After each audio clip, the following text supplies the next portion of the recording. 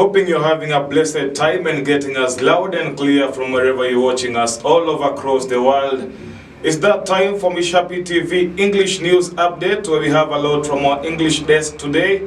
But before I give you more, let's get the headlines. United Nations intervenes in Rwanda's concern in its role in destabilization of Congo. President Felix Tshisekedi chairs the meeting with the Council of Security to discuss the situation of security throughout Congo. And now on Matter Sports is that Ivorian footballer Amad Diallo signs a new deal with Manchester United until 2030. Welcome. Rwanda is once again overwhelmed by a report from the United Nations group of experts who unveiled this Wednesday concerning their role in the destabilization of Congo.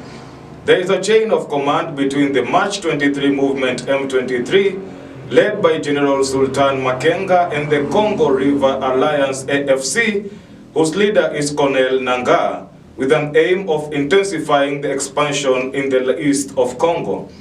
UN expert document revealed that since April 2024, the Rwanda Defense Forces RDF and the Rwandan Intelligence Service have continued to provide instructions and logistical support to M23.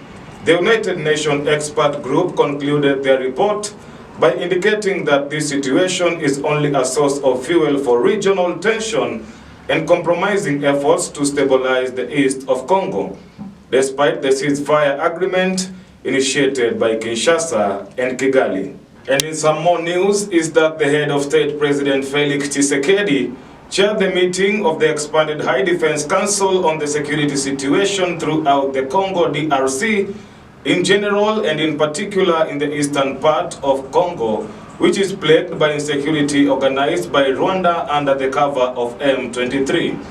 The meeting was attended by the new Chief of Staff of the Armed Forces, General Jules Mbaza, the Deputy Prime Minister of Defense, Guy Kabombo, the Minister of Communication and Media, who is also the government spokesperson, Patrick Muyaya, the Minister of Justice, Constant Mutamba, and many other military and political authorities.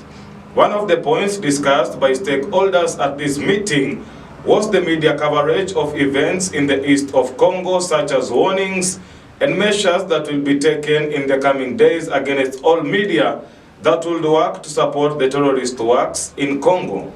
Patrick Muyaya said there are measures that will be taken to ensure that all the efforts made to restore peace in Congo can be. And moving on is that France called on all armed rebel groups operating in eastern Congo, including the M23, to lay down their arms and resume dialogue to put an end to the violence and protect civilian population. On this occasion, Paris reaffirmed its commitment to the territorial integrity and sovereignty of Congo. France also encouraged all parties to implement without delay the commitments made in Luanda process. It also called for the withdrawal of Rwanda troops from Congo and implementation of the plan to dismantle the Democratic Forces for the Liberation of Rwanda, FDLR. And in some more news is that former militia leader Thomas Lubanga Dilo turned against Congo by joining the M23 rebellion through the Zaire movement allied with the rebels supported by the Rwandan army. The information was revealed in the report of the United Nations expert to Congo. According to this report, Thomas Lubanga, as the moral authority of the Zaire rebel movement allied with the M23, was the architect of the mobilization, recruitment, and training of the new militiamen in the province of Ituri. The former president of UPC-PFPLC, Thomas Lubanga, who was found guilty on 14th March 2012 with war crimes consisting of enlisting and constricting children under the age of 15 and using them to participate actively in hostilities. He was sentenced for a total of 14 years and later released on March 2020. In 2022, he was subsequently mandated by President Felix Tshisekedi to negotiate with Codeco in Ituri. And now on international update is that self-exiled Venezuelan opposition leader Edmundo Gonzalez is rallying regional support for the oppositional claims that he won the July election against Nicolas Maduro days before Venezuela's presidential inauguration. Gonzalez held meeting in the Dominican Republic, having already made stops in Panama, Argentina, and Uruguay. He presented Panamanian President Jose Molino with a photo of electoral documents that the opposition say are evidence disapproving Maduro's claim of victory.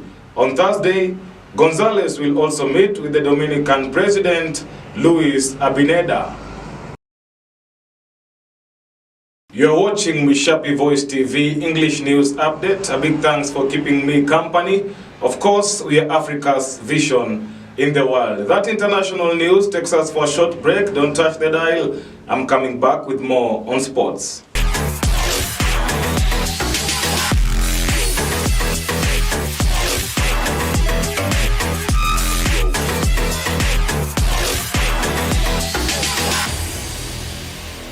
And now on Matter Sports is that the 22-year-old Ivorian footballer Amad Diallo has signed a new deal until June 2030 at Manchester United.